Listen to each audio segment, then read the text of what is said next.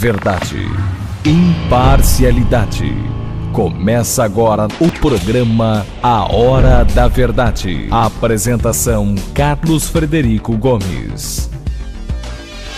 Olá, amigo assinante, estamos iniciando mais o programa A Hora da Verdade, na sua TV Minas, canal 15 da Multiplay, na sua TV Litoral TV, canal 5 da NET. Olha, eu queria iniciar meu programa lamentando profundamente as decepções que continuam, e continuam de forma muito forte. Essa história do Supremo Tribunal Federal ter conseguido esse aumento no momento em que o país vive é uma coisa muito triste. Mas mais triste do que isso, né, é o Senado ser conivente e o presidente da República, o senhor Michel Temer, assinar. O senhor Michel Temer assinou como uma decisão, né, de agradar os membros do Supremo para tentar se salvar num possível processo dele que chega ao Supremo Tribunal Federal com um pedido de prisão dele que pode chegar, inclusive, em relação àquela questão lá do Porto de Santos, né? Além disso, a vergonha do presidente do Senado, infelizmente é cearense, ter botado aquilo em pauta e ter votado isso nesse momento. Mas o que pior, o que me deixa mais triste, mais envergonhado, é a decisão do Luiz Fux. O Luiz Fux só tomou a decisão de retirar aquela vergonhosa imoralidade, que é o tal do auxílio moradia. Ele só tomou essa decisão de retirar depois que o presidente Temer assinou o aumento dos membros do Supremo Tribunal Federal, que, se fosse só isso, não valia nada, mas em um efeito cascata, dá um prejuízo de 5 bilhões ao país. Agora, o vergonhoso dessa história é a atitude que toma um membro do Supremo Tribunal Federal, o senhor Luiz Fux, que, para tomar a decisão de manter esse auxílio moradia, quando mantou durante esses anos anteriores, a decisão deveria ter sido tomada em cima de algum embasamento jurídico. Como é que de uma hora para outra, o que para ele era legal, virou ilegal e ele agora não permite mais? No mínimo, há uma prevaricação e ele deveria arranjar um jeito de fazer devolver o dinheiro. Porque não era ilegal, não estava recebendo de forma ilegal, porque agora estão recebendo de forma ilegal. Na decisão dele, só pode receber quem não tem casa na comarca onde trabalha. Na decisão dele, que é o óbvio, mais do que óbvio. Mas não. Notoriamente ele manteve isso em nome de quê e como? A justiça, ela não pode ser como o executivo com o judiciário, com o legislativo, não. Na história da chantagem, toma lá da cá. Porque a justiça é quem julga, é quem determina, é quem tranca, quem arrebenta, como eles dizem, quem bota na cadeia quem age errado. Agora, eu não vi o Ministério Público, fiscal da lei, dizer uma palavra, pelo contrário. A palavra da presidente ou melhor, da Procuradora-Geral da República, que é a figura maior do Ministério Público, foi ir atrás do Eunício para que o órgão dela fosse incluso e recebesse também o aumento. Enquanto isso, estão prendendo vereador aí que recebe diária a mais. Estão prendendo muitos vereadores no Brasil e recebem uma diária a mais e está na cadeia. A política vai ser assim? Vão continuar prendendo os ladrões de galinha e soltando os ladrões de gado? Enaltecendo os ladrões de gado e prendendo ladrões de galinha? Porque é o que eu vejo claramente. Para dar um aumento legal, passando por cima de todos e de todos, lá no teto, na ponta da pirâmide, se faz qualquer coisa, se faz abertamente. Mas se um vereadorzinho aí do interior, como eles chamam, não é eu que chamo, não. Eu respeito demais o vereador do interior, que é o único político que tem um elo de ligação com a cidadania e com o eleitor.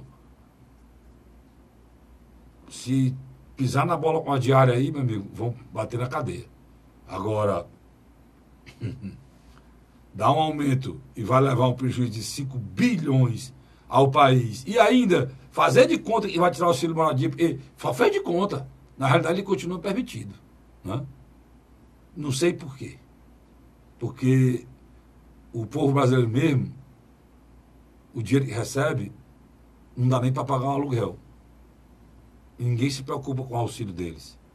Milhares de brasileiros são despejados das suas casas e não podem pagar quase todo dia. Mas essa vergonha nacional tem a proteção, inclusive, da imprensa nacional. Porque você não viu aqui o que eu falei, você não vai ouvir em canto nenhum. Canto nenhum.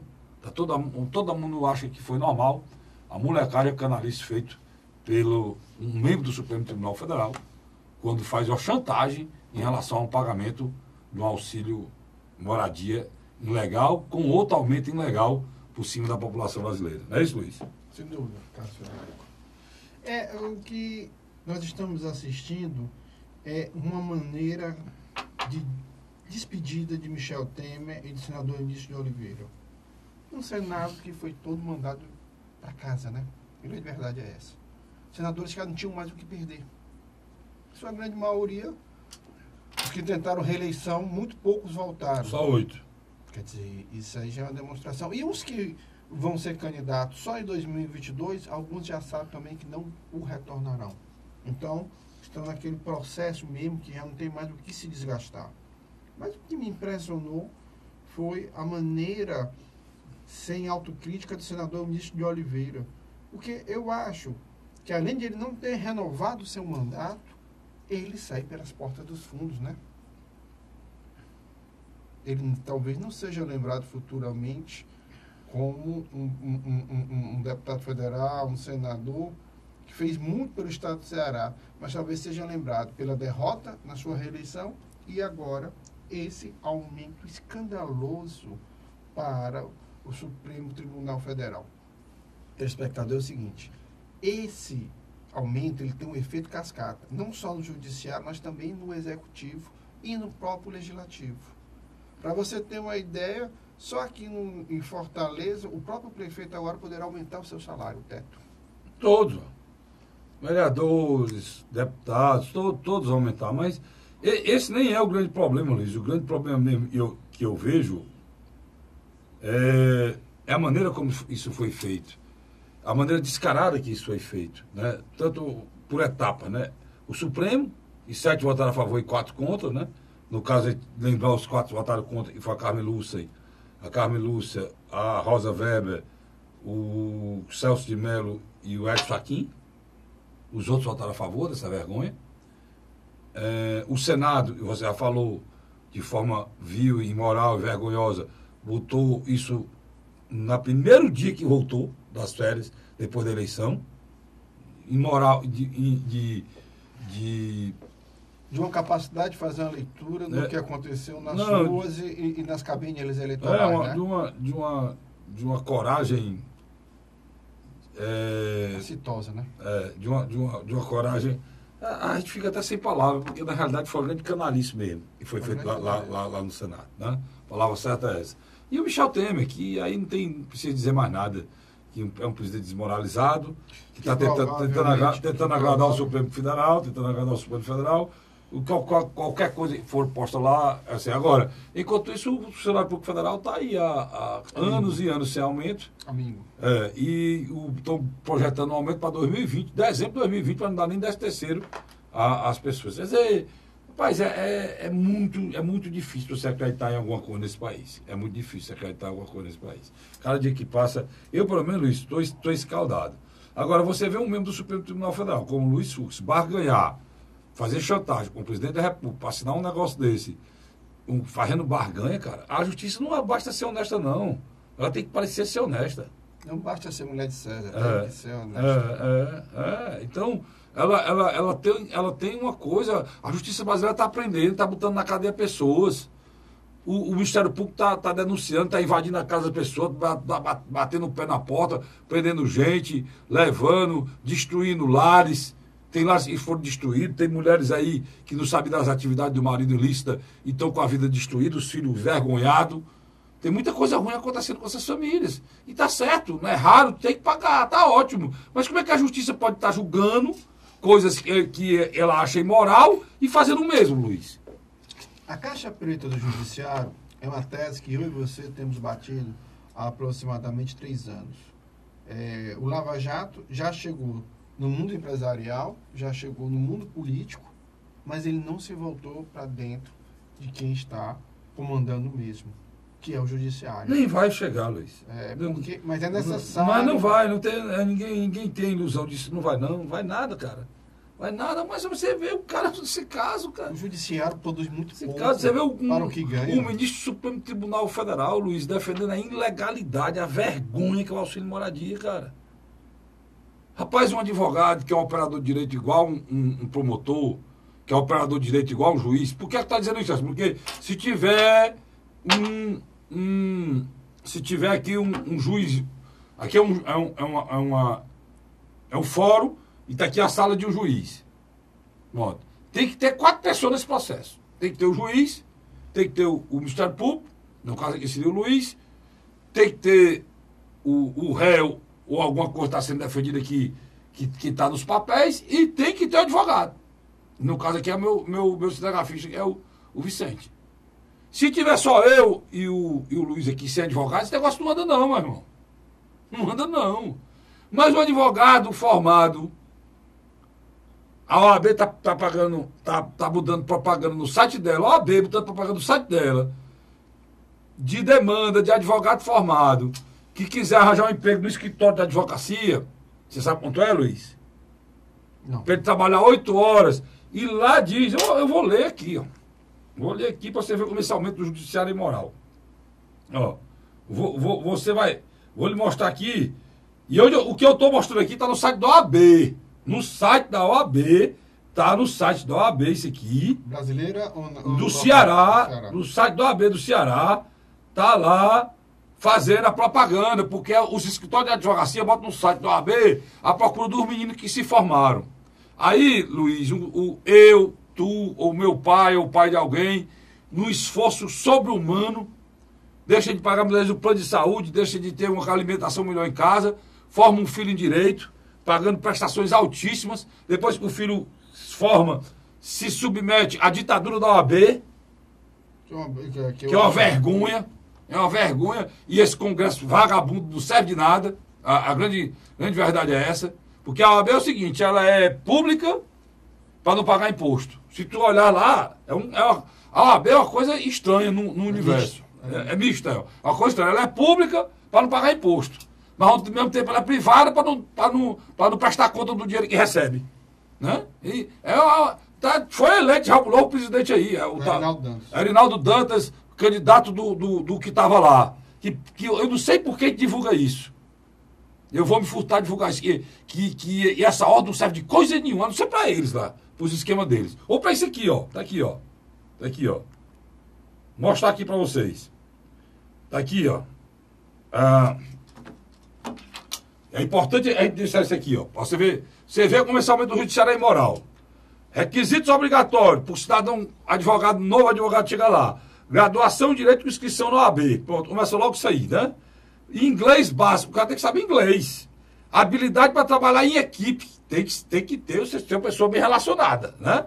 Organização e habilidade para lidar, presta atenção, Luiz, lidar com alto volume de demandas. Sabe o que é isso aqui? Muito trabalho, sabe? Elaboração de contratos e documentos jurídicos no âmbito público e privado. E elaboração de petição. Para fazer tudo isso, ele é em Fortaleza, os benefícios. Ele tem um vale de transporte, deve ser de R$5. Não, vale de transporte, um vale de alimentação e o salário, Luiz. Diga aí o salário. Não, chuta aí, cara. Não. O salário do advogado, mas diga aí quanto é que deve ser. Não tenho a menor ideia, não. Diz aí, ô Vicente, quanto é que deve ser o salário do advogado? Não tem ideia não, né? É R$1.200, mano. Tirando... R$1.200. É o salário mínimo. É o que eles pagam. Tá no site do OAB, se você quiser conferir, entre lá e veja lá, no site do OAB tá lá as ofertas de emprego. Entre lá para você ver. Isso feito, sabe por quem? Por escritório de advocacias, grande escritório de advocacias. Foi eleito aí o nome do homem, né? Erinaldo Dantas. Esse cara não era oposição, não, a esposa. Não era a situação. Não, mas antes ele era oposição, não era? Chegou a ser oposição. Agora já está junto de novo. Não, na última eleição já estava... Mas ele era oposição, né? Naquele tempo, foi oposição. Quem foi que elegeu esse vai sair agora? Foi o antigo presidente e o Erinaldo Dantas junto. Pronto, pois é. O Erinaldo participou da última gestão. Aí, anteriormente, ele era contra o antigo presidente. Exatamente. Pois é. Eu não vou entrar nisso aí, não, eu quero saber... Um pouco me importa, porque senão é uma vergonha a eleição lá. Vergonhosa. Eu tenho minha filha que é advogada, tenho um genro que é advogado. A eleição é uma vergonhosa, uma imoralidade a eleição. a minha filha tomou foi um susto. Quase, parecia que ela quase não conseguia voltar de gente puxando. Um puxava para um lado, outro puxava para o outro botava um bote, outro botava outro bote. Rapaz, se esses homens fossem... Olha, pelo amor de Deus, vocês que fazem parte dessas chapas da OAB, não entrem na eleição normal. Porque vocês vão destruir a eleição brasileira. Vocês não fazem boca de urna, não. Vocês fazem uma coisa...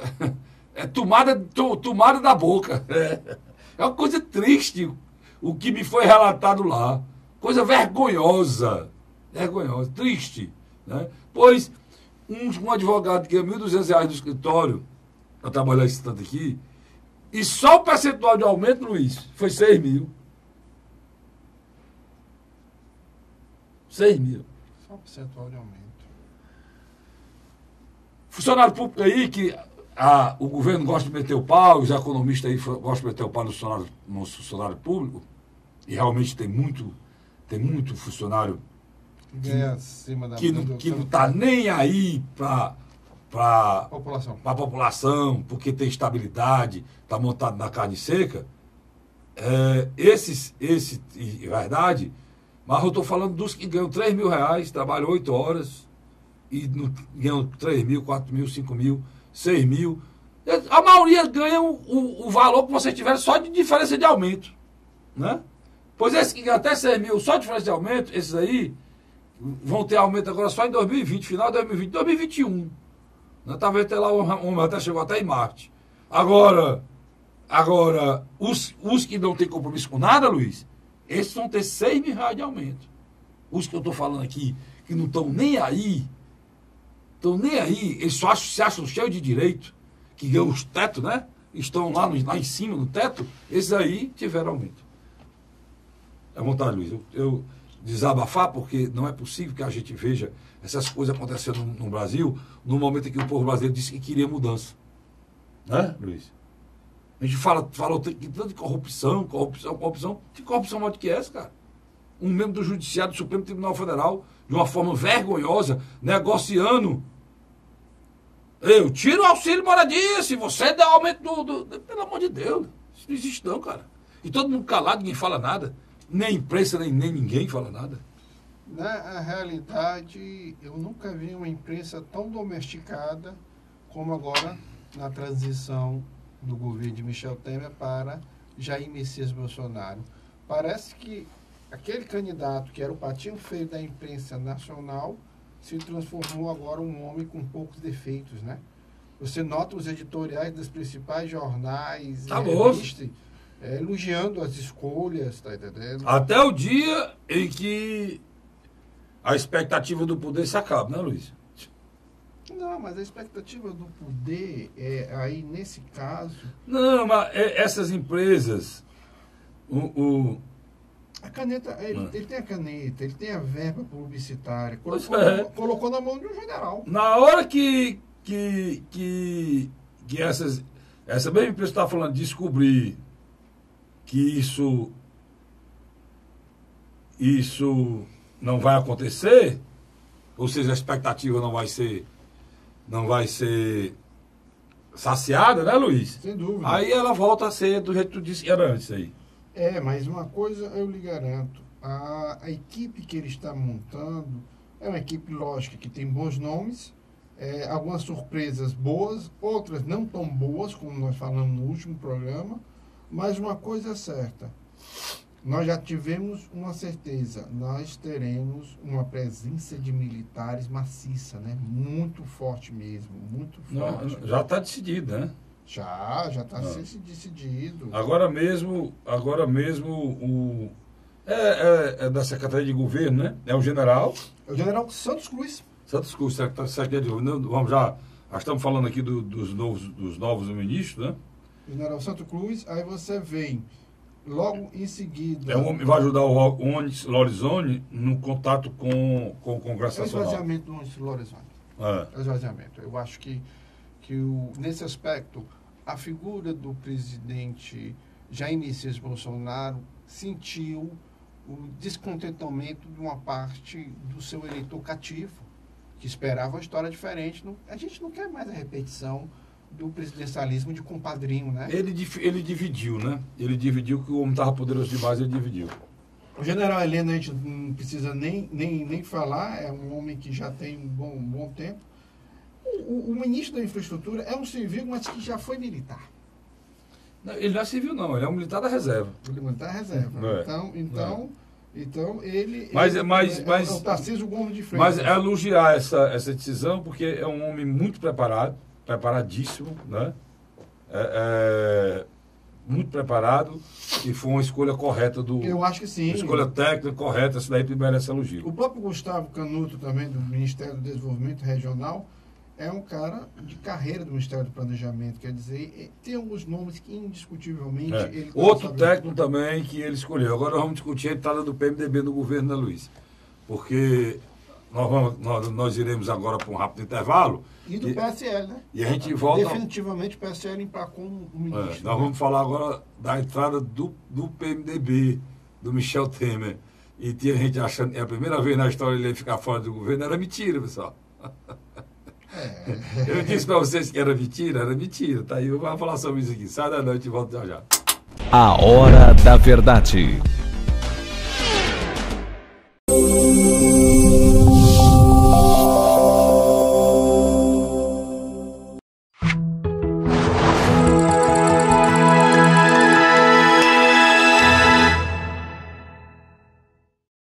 A Hora da Verdade.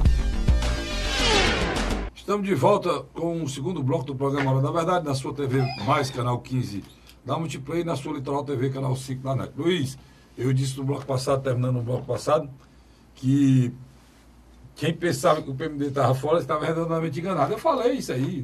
Então, aonde tem governo, estou dentro. Esse é o lema principal do PMDB. Me perdoe você, mas é verdade, tem mais uma vez. O PMDB estava no governo Collor, estava no governo Fernando Henrique, né, Luiz? Foi o próprio governo, antes do governo Fernando Henrique, ele assumiu com o Itamar, passou 8 anos com o Fernando Henrique, terminou com o Fernando Henrique, ele foi o adversário do Fernando Henrique, o Lula, passou 8 anos com o Lula. E no segundo governo do Lula foi total. Total, e passou 6 anos com a Dilma, armou a Arapuca, tirou a Dilma e assumiu o governo nos últimos 2 anos. E agora o Ciro disse que ele ia para a oposição. O Bolsonaro saiu dizendo isso também, mas acabou o Bolsonaro agora botando para dentro do governo de novo o PMDB. E eu começo a me preocupar com essas coisas, Luiz. Eu só estou esperando. Esse vai ser um governo diferente. Porque a quantidade de militar que tem no governo Bolsonaro, eu não vou criticar isso, não. No primeiro escalão até agora. Começou ainda militar demais. Agora, eu não vou criticar isso, não, porque o militar é um cidadão igual a qualquer outro. Ele tem o direito de assumir qualquer cargo como qualquer outro cidadão. Não há nada que o impeça disso, não. Ele está assumindo aqui uma delegação do presidente e está perfeito. E quem votou no Bolsonaro queria isso mesmo. Porque o Bolsonaro é um militar da reserva e o vice dele é um militar da reserva. Então ele tá simplesmente fazendo o que o eleitor dele achou que deve fazer. Você que votou contra ou não concorda é outra história. Mas ele está fazendo isso. Então, uma boa colocação sua. Muito poucos são os analistas políticos que têm feito essa leitura com a sua primazia. Primeiro dado. Bolsonaro ganhou uma eleição. Ganhou, isso mesmo. Segundo dado, como são da reserva, eles podem sim ocupar esses postos. Todos. Com todo o direito de voto, eles não poderiam. E pode ocupar também os postos, porque, por exemplo, nós temos três os comandantes das Forças Armadas são 3 generais que ocupam os postos. O que eles não podem, aí a Constituição veda é que eles opinam e opinem e falem de política partidária, política eleitoral. Isso aí não pode, né? É outra coisa. Mas os militares são cidadãos, principalmente com todos os direitos e deveres, como cidadão, como militar, e estando na reserva, todo o direito e dever político. Aí ele pode opinar, ser candidato, que é o caso que ele está colocando. No caso é o general Fernando Azevedo e Silva. Esse general Fernando Azevedo da Defesa. É o general da Defesa. E já escolheu os três oficiais que vão comandar a Marinha, o Exército e a Aeronáutica. E por sinal, um homem muito articulado. Né? Para você ter ideia, o general Fernando, eu estava vendo Fernando Azevedo. eu estava vendo uma análise, uma avaliação do Azevedo, da Bandeirantes, Azevedo também da Manchete, Da RTV. Da RTV, o nosso colega, e ele está dizendo o seguinte, que se o Bolsonaro quisesse escolher um ministro da Defesa Civil articulado e tivesse trânsito em todo local, ele poderia escolher, mas ele jamais escolheria um ministro mesmo sendo civil, mais articulado do que o general Azevedo. Fernando Azevedo Silva. Porque ele é reconhecidamente um homem muito articulado, um trânsito em todos os locais, com muita capacidade de diálogo. Isso quem disse foi o Reinaldo Azevedo, né? Aí você tem... Não é da coisa. É. Até mandar um abraço pro nosso coronel Sérgio. e o coronel... Tem o coronel Sérgio, tem daqui a pouco eu me lembro. É. Que faz parte do nosso... Pronto, deu um branco aqui, deu uma aqui, tá ouvindo... Tá ouvindo o programa. Vai estar assistindo o programa, e inclusive joga junto, joga vôlei. Benício. Coronel Benício, Coronel Benício, Coronel Sérgio. O Coronel Benício me dizia que joga vôlei com ele. É da mesma turma. É da mesma turma de formatura. Inclusive, parece que ele foi da mesma época, jogava vôlei, é uma pessoa muito articulada, confirmou a informação que a gente tinha a nível nacional da figura, que é uma pessoa espetacular. Aí você tem Ciência e Tecnologia, o Marcos Pontes, que também é tenente-coronel da FAB. Aí, vamos lá, só para você ter uma ideia aqui dos militares que já foram indicados. São muitos, você não vai conseguir nem dizer, Luiz. Não, está aqui, não se preocupe, não. O Gabinete de Segurança Nacional, o general Heleno, que na minha opinião é um homem forte no governo. Era cotado para ser o vice. Junto com o vice, que é o Hamilton Mourão, tá certo? E o secretário de governo, Secretaria de Governo, que agora é o general Santos Cruz. Outro homem competentíssimo, respeitado. Não, olha, na área militar, o Bolsonaro botou muitos militares, né? Mas todos muito competentes e sem nada que manche a honra de nenhum. E aí, eu estava dizendo hoje para o coronel Benício, hoje lá nessa... E não esquecemos o Tarcísio Gomes de Freitas, que também foi, como você bem colocou, é um oficial da reserva. Oficial da reserva. Eu estava dizendo para o coronel, mas ele é oficial da reserva, mas só tem ideia, a comissão principal de infraestrutura do governo Temer fazia parte. Ele era o cara técnico da área. Ele e conhece tudo da infraestrutura. Então... Eu quero ressaltar bem claro o seguinte, para encerrar a história dos militares.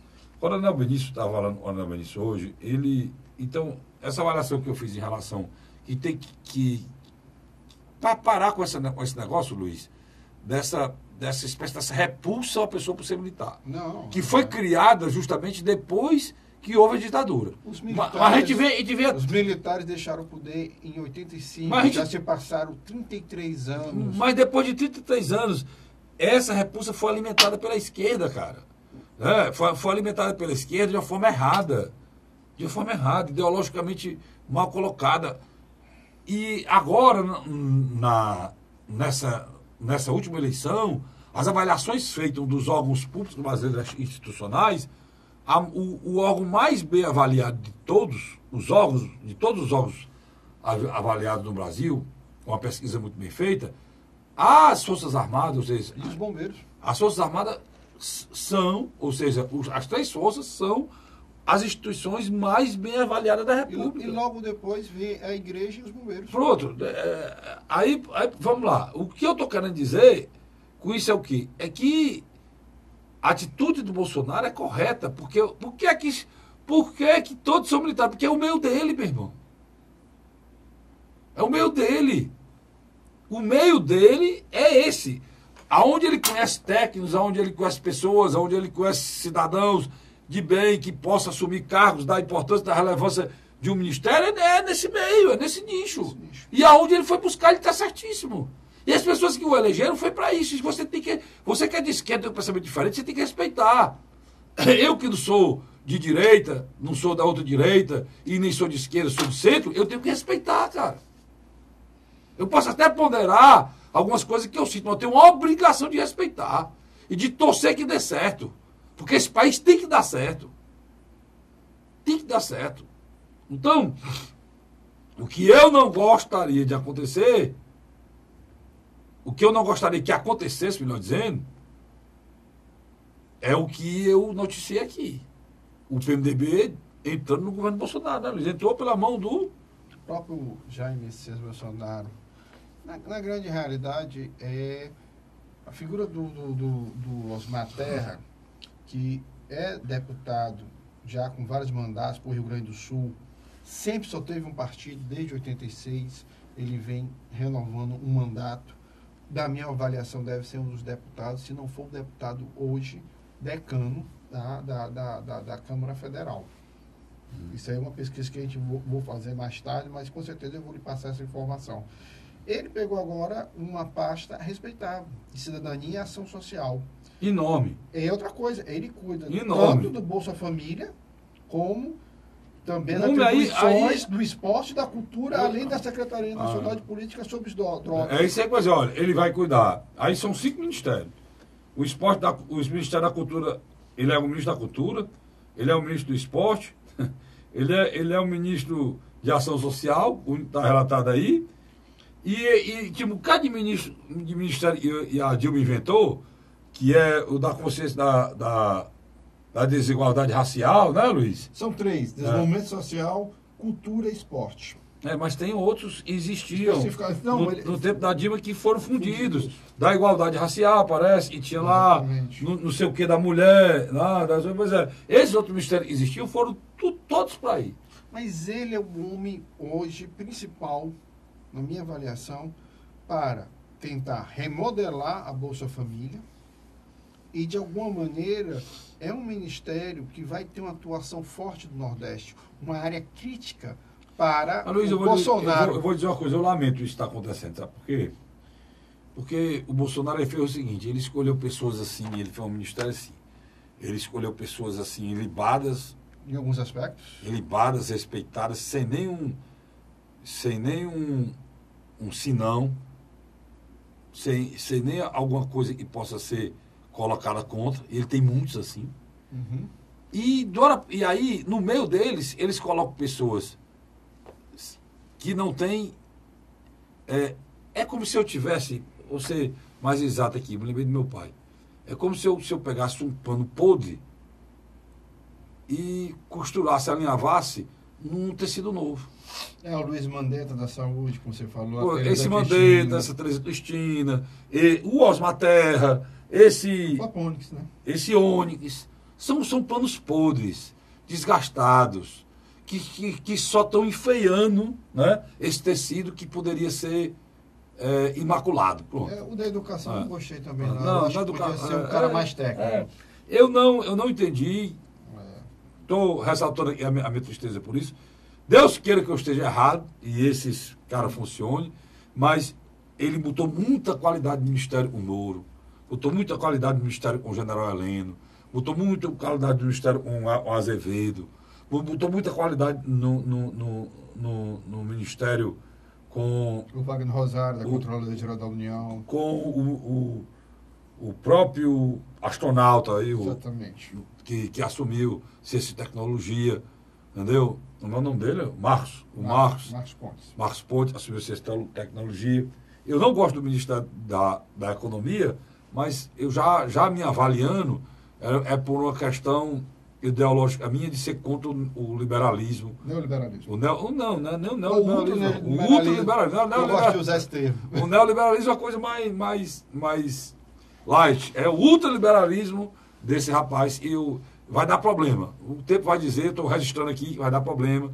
Nós vamos ter problema na economia, se não tiver agora, vamos ter lá na frente, mas vai dar problema. Então, porque tem uma coisa que não está sendo discutida no Brasil, nunca vai ser discutida, eu vou discutir aqui, mas não vai ser discutida, porque o mercado ele é soberano. O mercado manda em tudo e todos. O mercado só tem um problema, Deus existe. O maior inimigo do mercado é Deus. E na hora que se o mercado conseguisse desestimular que as pessoas tivessem religião, aí eles estavam completos. Né? A única coisa, o que está contra o mercado hoje é isso, cara, não está ficando doido, não, porque não tem mais ninguém contra. Não tem mais ninguém contra. Todo mundo é a favor, Luiz. É o que Eu sou a favor, a maioria da minha classe é a favor. Os sociólogos estão todos, tirando o Luiz aqui, estão todos, está tudo dominado. Os filósofos, os sociólogos, a Rede Globo, a Bandeirantes, a Record, tudo dominado, tudo dominado. Todo mundo é a favor do mercado. O mercado é lindo, é maravilhoso, as bolsas são maravilhosas, o dólar, o preço do dólar, essa coisa, o mercado, a bolsa de valores, a economia mundial, tudo isso é maravilhoso. Tudo é bom, tudo é excepcional. Não só tem conta, só Deus. E não pensa igual a eles. E nessa brincadeira, o Brasil vem sendo espoliado. A gente vem sendo destruído. Por que é que eu via no Ciro uma saída da redenção, sem falar isso pro Luiz? Por que era, Luiz? É justamente que o Ciro foi o único cara que teve para de confrontar o mercado. E o mercado hoje está entrando nesse governo... Seja feito aqui... É o único cara. Foi o único cara. E é engraçado, nos seus programas, tanto aqui na televisão como também na M Cidade, você coloca uma coisa bem interessante. O máximo que o Ciro é um cara de centro. Ele não é um cara de centro-esquerda. Ele nunca foi de esquerda.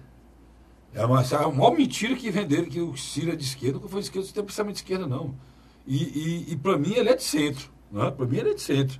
Agora, o que ele acha, até que eu concordo também, é que tem que ter a presença minha do Estado, principalmente num país como o nosso, que está em desenvolvimento, em desarrollo, em desenvolvimento. Um país como esse não pode pegar e você pegar e entregar esse país ao mercado. O que eu estou querendo dizer, Luiz, é que o maior ladrão, o maior corrupto, que leva tudo que a gente tem ao mercado, macho. Essa corrupção que a gente fala aí é uma corrupção sistêmica, que o mercado usou Tirou vantagem. Foi. Pronto.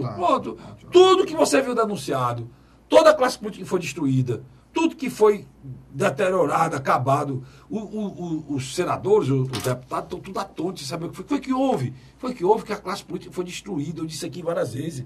Foi feita a desconstrução com o patrocínio do mercado. Agora tem uma coisa interessante, deixa eu só Pode continuar. Atenção.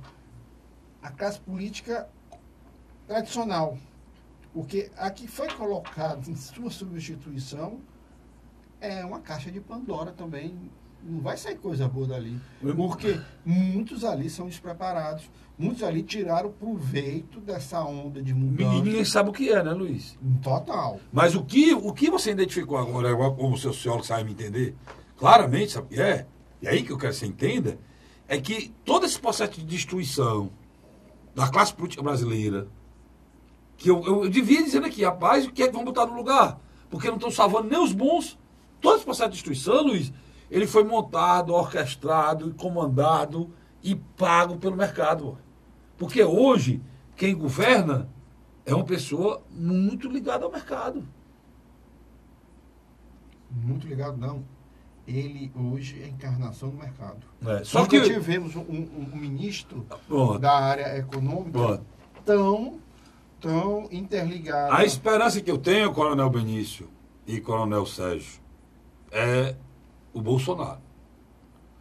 Porque nós estamos falando aqui que o mercado domina, porque a economia está entregue ao Guedes. Mas só que você fez uma análise no nosso programa Co-Irmão pela Ordem, que você disse que você acha que é questão de tempo, que a área militar e a área ultraliberal que cuida da parte de economia, porque a parte militar está cuidando da infraestrutura, literalmente. E essa aqui está cuidando da parte de economia. Vão entrar em choque. Mas com certeza, ó, vou dar um exemplo claro aqui, eu falei isso ontem, conversando lá com o Coronel Benício sobre esse assunto, o Coronel Sérgio. Eu estou falando muito do nome dele, porque eles são muito próximos do governo que está aí. Então, eles são muito próximos, inclusive, de figuras centrais do governo que está aí. São contemporâneos. E eu estava dizendo para os dois, é importante eu dizer isso aqui, o seguinte, eu estava dando um exemplo claro, a privatização da Eletrobras, Luiz. A Eletrobras, nossa matriz energética, a nossa matriz energética é toda feita na base da hidrelétrica, né? Nós usamos as águas para girar as turbinas que geram energia para todo o país. Então, a nossa base é toda hidrelétrica. Então, o que é que acontece? Na hora que você pega uma Termas, que é queimando combustível, e vende para os chineses, não tem problema nenhum. A Terma existe. Enquanto manterem ela lá, no dia que ela se acabar, se acabou, faz outra, eles fazem outra e tira na bolsa. Só que na hora que você entrega o sistema brasileiro, a Eletrobras, você vai entregar, Luiz, os maiores mananciais, os maiores rios, os maiores mananciais, a nossa fauna, a nossa flora, a nossa água, para uma empresa chinesa. Perfeito. Só que a China é um governo ditatorial e lá não tem democracia. Quase todas as empresas que atuam no mundo são com dinheiro do governo chinês. São empresas estatais. Na hora que o senhor Guedes vender a Eletrobras, como ele está dizendo que vai vender, e vender junto com isso a Barragem do Xingu, junto com isso Itaipu, junto com isso, vai vender a água do Brasil, todos os nossos mananciais. Os militares vão aceitar isso, Luiz? Acredito que não. Mas, Carlinhos, a gente vai agora para o segundo bloco e tem novidade no Ceará e em Fortaleza, né? Nós vamos falar sobre as eleições da mesa, da Câmara, vamos falar sobre a eleição da Assembleia Legislativa do Estado de Ceará. E agora o nosso amigo Vitor Valim dizendo que PSL, PROS e PSDB vão formar um bloco. Mas tem que falar com os caciques. Né? Vamos aguardar isso aqui. Nós vamos discutir isso aqui já já. Já avisaram o Tasso? Tem que perguntar o Tasso. Nós vamos para um rápido intervalo agora, a gente volta já já discutindo esses assuntos da tupiniquim aqui, da nossa política local. Sai daí não, eu volto já. A Hora da Verdade.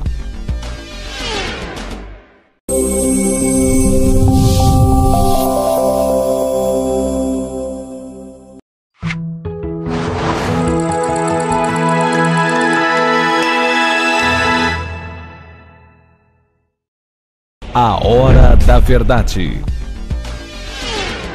Estamos de volta com o terceiro e último bloco do seu programa, do meu programa, do nosso programa, né, Luiz? A Hora da Verdade. A Hora da Verdade. Quais são os canais que passam, cara? Na sua TV+, canal 15 da Multiplay, e na sua Litoral TV, canal 5. Você não erra mais não. Na NET, mais não. Você não fala mais TV Litoral, não. Agora é Litoral TV. Você vai perguntar se o dono quer que eu faça a propaganda de outros canais dele aqui, né? Os dois canais aqui. Luiz, vamos logo quais são as movimentações políticas, as últimas que você soube, estão acontecendo aqui, em relação a blocos que podem ser formados. Depois a gente fala das eleições, de blocos que podem ser formados na Câmara, de blocos que podem ser formados na Assembleia. Como é que está esse a nível também de Câmara Federal? O apresentador de televisão e seu amigo, nosso estimado Vitor Valim, falou de um futuro bloco constituído na Assembleia Legislativa do Estado do Ceará. Porque o Vitor não será mais deputado federal, né? Deputado estadual agora. O Vitor já chegou a ocupar cargo de vereador, por 2 mandatos, e depois se elegeu federal e resolveu voltar para o Estado do Ceará, mas dessa vez como deputado estadual. É melhor para ele, o Vitor está o trabalho dele é igual ao nosso, né?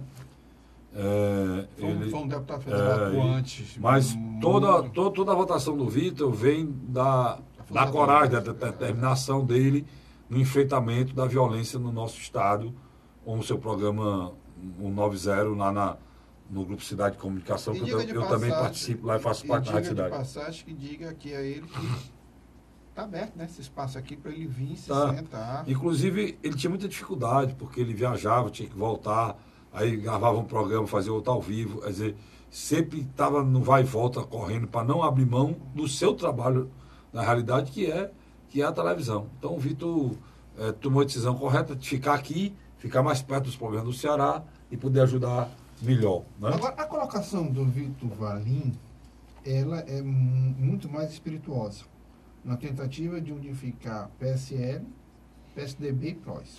O PROS fica no meio do caminho, porque o PROS tem tanto uma boa relação com o PSL, de Heitor Freire, deputado federal agora eleito, como também tem uma boa relação com o PSDB de Tasso Gereissati. Só que Heitor Freire já disse que não se senta com Tasso Gereissati. Qual o tamanho disso aí, Luiz? Vamos falar em tamanho.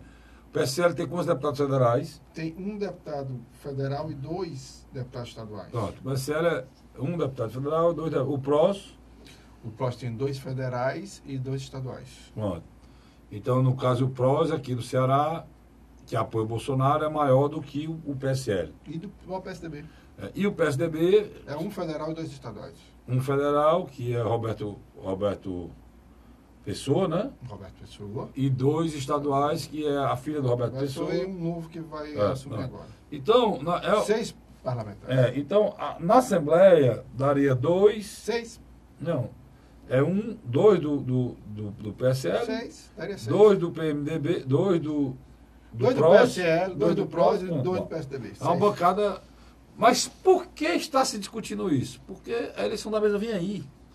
E já esses votos vão ser em bloco, Luiz. E as comissões, né? E as comissões também. Também. Agora, só que aí há um problema muito sério. Hoje, na minha avaliação, há uma situação difícil do senador Tasso de Aristides de permanecer no PSDB. E o senador Tasso subtém-se que ele conduza, né, a ida do Roberto Pessoa e desses outros 2 deputados. É isso que quer dizer? E o pior de tudo isso, que nós temos já a saída do Francine Guedes, da presidência estadual ou regional do PSDB. Não houve uma substituição automática. Estão tentando negociar que o atual deputado federal Raimundo João de Mato, mas que não teve êxito no seu retorno na Câmara Federal, assuma o partido. O partido a nível nacional já deixou bem claro com seus 3 governadores que é mais Jair Messias Bolsonaro do que o próprio PSL. Tem uma história que esse pessoal do PSDB poderia ir para o DEM, só que o DEM estaria mais próximo ainda do governo. Não, o DEM é um partido hoje. Mas está bem maluco, Não, porque na realidade o Tasso está numa situação complicada. O PSDB está indo para o governo, através do seu líder maior, que quem manda mesmo, né? É o Dória, apesar da confusão estar em São Paulo, o Goldman parece que assumiu a presidência, né? Mas que é inimigo dele. Mas está de saída já. Então, o que é que acontece? O Tasso está assim, igual o cachorro que cai de mudança. O Geraldo Alckmin. Perdido. Porque o Cid. O Geraldo Alckmin vai encurtar o seu mandato de presidente do PSDB Nacional. No lugar de ser até dezembro do ano que vem, vai ter março agora. Mas o Cid Gomes está fazendo um movimento no Senado, a possibilidade de que há uma chapa que tem a possibilidade de ser eleita na eleição da presidente do Senado até contra o governo federal. E nessa chapa, o nome mais falado é o nome do Tasso. O nome mais lembrado. Lembrado pelo próprio Cid. Aí há uma aproximação do Ferreira Gomes com o Tasso. Aí aqui o Francisco Miguel já não gostou, não foi, Luiz? Não gostou. E aí a confusão já vai repercutindo aqui do Ceará. A Mária hoje é uma mulher ligada ao futuro ministro da Saúde. É uma pessoa que deverá ter um papel de destaque no governo federal. Isso aí não foi só ventilado, como há também futuro ministro da Saúde? Ministro da Saúde, que é do Democrata.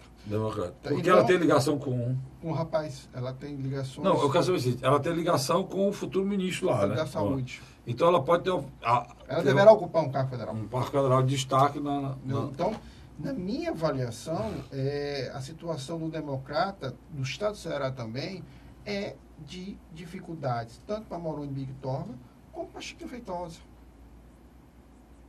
Chiquinho Feitosa hoje... Quem era a corrente que mantinha eles? Era, na minha avaliação, a figura de Agripino Maia e também o atual prefeito de Salvador, ACM Neto. E que não tá dando carta de cor nenhuma. Nem coisa. Ele, nem o presidente da Câmara. Então por isso que eu acho que o que vai acontecer é o seguinte: o Democrata deverá passar por uma nova direção, assim como também o PSDB.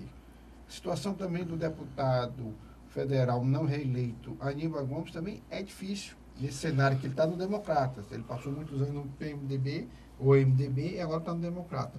Então, eu acho que é precipitado falar de bloco oposicionista hoje, enquanto não se resolver o dilema do PSDB. O PSDB não, nesse caso aí do PSDB, do DEM. O DEM do Ceará está em crise, o PSDB do Ceará está em crise. E aí, meu amigo, está o samba do crioulo doido, ninguém sabe como é que vai ser isso. O próprio MDB também aqui, o MDB do ministro vai entrar no governo. O MDB do seu único representante lá na Câmara, que é o Moses Rodrigues, vai ficar onde? Que é oposição o prefeito de Sobral, abertamente. Pois é, é uma situação complicada. Mas o Eunício já está no governo, né? Já está no governo. O Araújo aí, o Leonardo Araújo, o Daniel Oliveira, já fazem parte da base do governo desde aquela época que o senador Eunício fechou acordo para tentar a reeleição. Sem dúvida. Sem dúvida. Mas agora terão secretarias, né? De porteiras fechadas, né? Como diz o ditado. De porteira fechada. Carlinhos, e a presidência da Assembleia? Como é que anda lá os bastidores? A presidência da Assembleia tá meio longe, né? Você vê. Por que é que eu estou dizendo isso? Porque, olha, esse programa vai ao ar quinta-feira. Eu não posso lhe dizer quem é o presidente da Câmara Municipal de Fortaleza. Por quê? A decisão vai ser tomada nas 24 horas que antecedem. Por exemplo, hoje, quinta-feira, ninguém sabe quem é... Dia 29. Quem é o candidato, nem do Salmito, nem do prefeito, nem do presidente atual da Câmara, que é do PDT, nem do prefeito, que é do PDT, não disseram quem é o candidato, porque a decisão vai ser tomada na última hora. A eleição da Assembleia vai acontecer em fevereiro, né, Luiz? Então daqui para lá tem muita água. É a nova turma que é sua. Hein? É a nova turma. É a nova turma que elege. Então, daqui para lá vai ter muita água para passar debaixo dessa ponte e muita coisa vai ser dita. Muito deputado vai almoçar mais de 4 vezes por dia, né? Vai jantar 5 vezes. Então, essas coisas são assim. O que eu sei, aí a avaliação que a gente faz é o seguinte: nós temos um candidato a presidente muito forte, que é o próprio presidente. Zezé Albuquerque, que já está no 3º mandato como presidente. Há um desgaste material, como a gente chama, né? A pessoa está 3 vezes presidindo o parlamento, 6 anos seguidos, mas que ele não vê esse desgaste material e quer continuar, né? Essa decisão cabe a quem? Cabe aos senhores deputados, mas ninguém é menino, nem é bestado, nem é doido, de dizer que quem disser isso é uma imbecilidade, que, Luiz, existe eleição para as câmaras sem a participação do prefeito e eleição para a Assembleia sem participação do governador. Isso existe no mundo? Não existe. Em lugar nenhum do mundo existe isso. Então, nas últimas decisões, o governador Camilo tomou a decisão de apoiar o candidato do ex-governador Cid. Que é o próprio Zezinho. Que é o próprio Zezinho. Hoje, já está claro, porque ninguém do governador desmente ou não, que o governador teria dito que ele queria escolher o seu candidato a governador, ou o seu candidato a presidente. Se ele quer escolher o seu candidato a presidente, então não será o Zezinho, né? Se ele quer escolher o seu candidato, né? Porque as outras indicações foram feitas pelo governador. Isso não quer dizer que vai escolher diferente do Cid. O Cid também pode querer escolher. Ou ele pode entrar em comum acordo com o Cid dizer se o Cid acha que o Zezinho deve continuar e ele acha que o Zezinho deve continuar. E está por aí. Agora, o que todo mundo acha, na realidade, é que o governador vai escolher um outro nome, né? Eu vejo para essa escolha. Aí quem seria outro nome? O nome muito forte é o líder do governo. Por quê? Ele é líder do governo e é um nome forte para enfrentar, ou é um nome forte que conhece o governo e seria uma escolha do governador nesse líder. É o que acha, as pessoas acham. Que é o Evandro Leitão. Que também seria bem aceito, teoricamente, por o senador eleito Cid Gomes. É a teoria que se fala muito na Assembleia. Que é do PDT. O outro nome é primo do ex-governador Cid Gomes, que é Tim Gomes, e já está há 3 mandatos como vice-presidente. E é vice-presidente da casa e é quem conduz e faz as votações mais difíceis, mais conflituosas, com mais dificuldade para o governo. Quem conduz sempre tem sido Tim Gomes. É a pessoa que o governador chama e diz assim: Tim, isso é necessário para que seja feito de forma urgente, porque senão o governo vai ter prejuízo, o governo vai ter dificuldade. E quem bota quem pega essa batata quente e tenta descascar sempre é Tim Gomes, porque o lado institucional fica com o Zezé Albuquerque, que é o presidente, e o Tim vai para o lado mais operacional da Assembleia Legislativa do Estado de Ceará. Hoje os nomes colocados são esses. Existem outros? Existe. Quem são os outros, Cartiri? Existe o Sérgio Aguiar, que é um cara espetacular, respeitadíssimo, um homem de bem, um cara, filho do ex-presidente, tem não sei quantos mandatos, você nem sei quantos mandatos o Sérgio já lá, entendeu? Sei que o Sérgio é um nome que fica lá guardado para qualquer coisa, é um nome que sempre está no páreo. O Sarto, e várias vezes já foram colocados o nome do Sarto, o deputado Zé Sarto, para ser candidato, né, a presidente. E é basicamente os nomes falados, né, Luiz, hoje? Eu lhe chamo a atenção que eu vejo aí 2 candidatos despontando. Aqui é uma opinião minha. Um é o Evandro Leitão. Por representar um candidato novo, uma nova cara. Mas, por outro lado, você tem um deputado estadual. Poxa, cara, Frederico, nas votações mais difíceis, nos momentos em que o governador não tinha na figura do líder, do vice-líder, alguém que o defendesse e articulasse, Tim Gomes. Agora, isso o que acontece? Se houver eleição, terá eleição. Por que se houver eleição? Porque se for o Zezinho mesmo, não tem eleição, é reeleição. Né? E aí, se for o Zezinho, é a reeleição. Né? Se for eleição mesmo, tem que ser esses dois nomes. Eu acredito que Ciro Gomes, Cid Gomes e Camilo Santana, eles vão se sentar. Agora, preste atenção. Eu não sei se eu sou doido ou sou maldoso. Eu estranhei, uma turma viajou aí nesse final de semana aí. O Ciro Gomes está viajando, né? O Cid Gomes está viajando também. O governador está viajando. A Isolda está viajando. O Cid Gomes também viajou e chegou. Eu não sei, às vezes eu fico pensando se é uma reunião fora. Mas eu acho que... São coisas que eu procuro analisar, né? Não sei se o Luiz concorda, Luiz. Né? São muitas coincidências, né? Carlos, eu vejo, como eu coloquei, eu vejo 2 candidaturas competitivas para a presidência da Assembleia Legislativa do Estado do Ceará.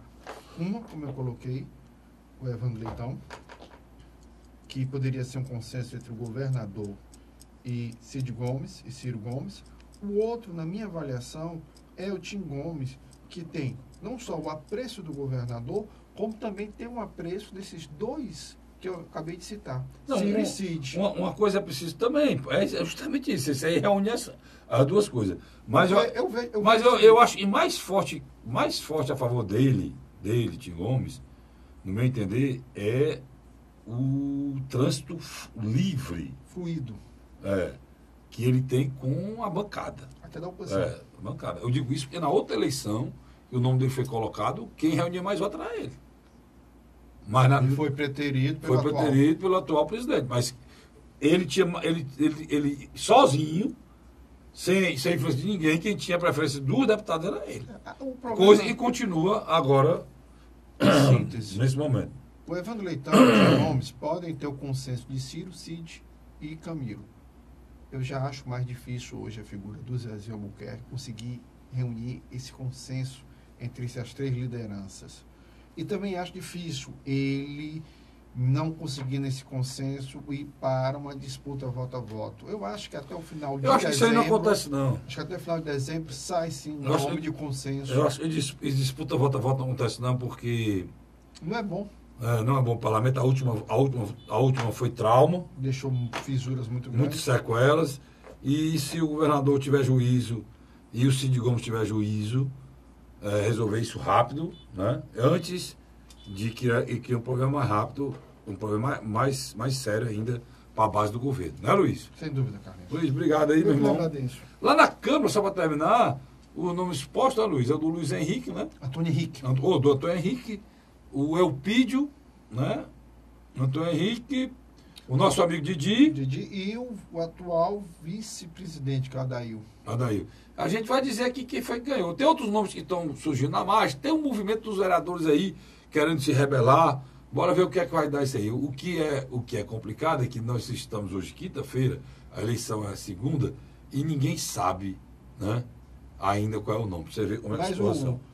Tanto no YouTube, no blog do Carlos Frederico, vai ter informação quase que diária sobre essa eleição. Daqui para lá a gente vai colocar, daqui até segunda-feira vai ter informação diária. Né? No blog do Carlos Frederico, no YouTube, também no blog do Luiz Cláudio, vocês terão essa informação. A vocês, muito obrigado pela audiência, muito obrigado pelo carinho. Eu volto na próxima semana, se Deus nos permitir. Até lá. Tchau, tchau.